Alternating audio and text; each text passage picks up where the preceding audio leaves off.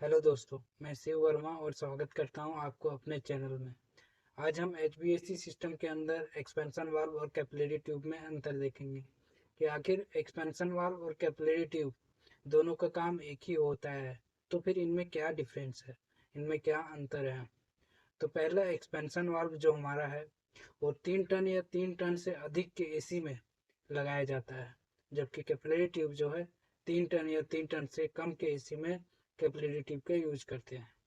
दूसरा, expansion valve का use हम लोग बिग डिवाइसेस जैसे कि cassette AC, BRB AC, central AC या फिर डक्टेबल एसी जैसे डीएक्स प्लांट, इन सब में हम एक्सपेंशन वाल्व का यूज करते हैं। जबकि कैपिलरी ट्यूब का यूज हम लोग स्मॉल डिवाइसेस जैसे कि split AC, window AC, air cooler, water cooler, इन सब जैसे छोटे 3 टन या 3 टन से कम के एसी में कैपिलरी ट्यूब का यूज करते हैं। तीसरा, एक्सपेंशन वाल्व को स्टार्ट करने के लिए या फिर उसको चलाने के लिए हाई टॉर्क का कंप्रेसर या मोटर चाहिए, जबकि कैपिलरी ट्यूब को स्टार्ट या चलाने के लिए उसको लो टॉर्क एक कम मोटर या कंप्रेसर भी चलेगा। चौथा हो गया कि एक्सपेंशन वाल्व हमारा कॉस्टली होता है, बहुत ज़्यादा ही महंगा आता है एक्सपेंशन वाल्व।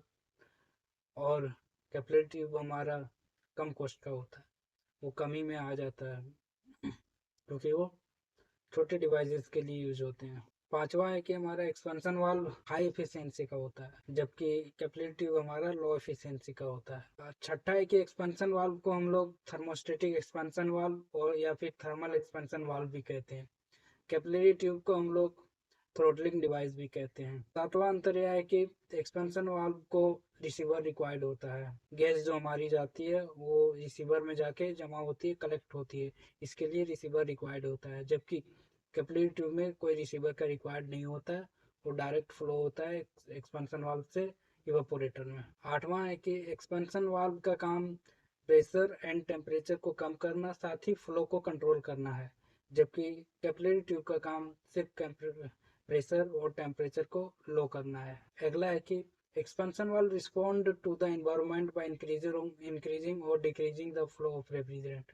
एक्सपेंशन वाल्व जो है इन्वायरमेंट मतलब पर्यावरण पर निर्भर करता है रेफ्रिजरेंट का फ्लो जो है इंक्रीज और डिक्रीज करने में।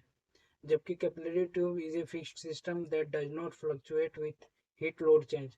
कैपिलरी ट्यूब जो है पर्यावरण के चेंज होने पर इसमें कैपिलरी ट्यूब पर कोई प्रभाव नहीं पड़ता है। कैपिलरी ट्यूब जो है एक फिक्स्ड सिस्टम होता है। एक्सपांसन वाल्व का part sensible bulb, diaphragm, spring और वाल्व होते हैं उसके पार्ट्स, जबकि कैपिलरी ट्यूब में सिंपल हमारा एक ट्यूब होता है।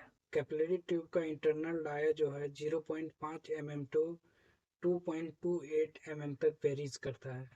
उसका कैपिलरी ट्यूब का लेंथ जो है 1 से लेकर 6 मीटर तक वेरी करता है। 1 टन एसी के लिए कैपिलरी ट्यूब का साइज जो है 0.055 mm होता है और उसका लेंथ 32 इंच होता है।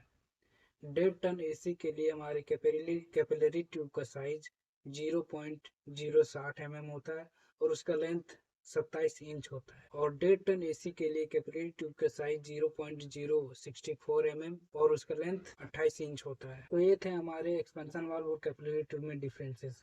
अगर आपको कोई भी इशू रह जाता है तो आप कमेंट के माध्यम से पूछ सकते हैं, मैं ज़रूर हेल्प करूँगा। और प्लीज़ चैनल को लाइक सब्सक्राइब कर दीजिए, क्योंकि मैं एचवीएसी के इसी तरह हर एक टॉपिक पर वीडियो बनाऊंगा और आप तक पहुंचाऊंगा। आप इसको सब्सक्राइब और बेल आइकन दबा के रखिएगा ताकि आपको वीडियो आप तक पहुंच सके।